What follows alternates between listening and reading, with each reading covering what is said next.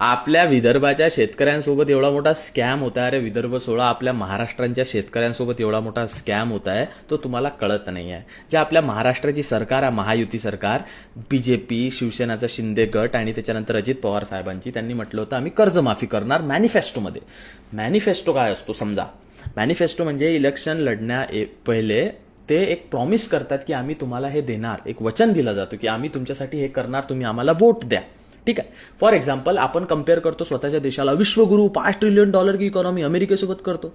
अमेरिकेच्या डोनाल्ड ट्रम्पनी इलेक्शनच्या पहिले जे मॅनिफेस्टो दिला होता, जाहीर घोषणापत्र, जे जाहीरनामावर काय असतं ते मराठी मला वर्ड नाही येत आहे, मॅनिफेस्टो जो दिला होता त्याच्यात सांगितलं होतं मी बिटकॉईनसाठी रिझर्व्ह बनवणार, मी टॅरिफ प्लॅन एक्झिक्यूट करणार, मी टॅरिफ वाढवणार, we will make America great again, मी अमेरिकाला वापस ग्रेट बनवणार, मी ट्रेड रूटला ठीक करणार, फिक्स करणार. तो आता तो करत आहे.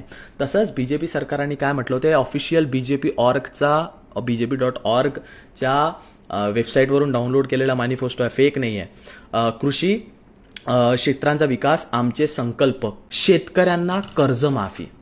मग आतापर्यंत कर्जमाफी झाली का नाही? तुम्ही स्टार्टिंगमध्ये बोल्ड लेटरमध्ये लिहिलेला आहे शेतकऱ्यांना कर्जमाफी, मग आतापर्यंत कर्जमाफी नहीं मिलने से किसान हुए निराश, कर्जमाफी मिलने की थी पूरी उम्मीद, विधानसभा चुनाव से पहले महायुति सहित महाविकास आघाड़ी द्वारा अपनी सरकार बनने पर किसानों को कर्जमाफी का आश्वासन दिया गया था. अरे कमी टेंडर पाजा शेतकऱ्यांना, कर्जमाफी नाही करायचं आहे ना, कापसाला 16,000 रुपये भाव द्या. तुम्हाला शेतकरी माणूस कर्ज देतो, महाराष्ट्र सरकारचं कर्ज शेतकरी माणूस फेडतो, तुम्ही 16,000 ते 17,000 रुपये कापूस द्या ना. बेटा अभी विश्वगुरु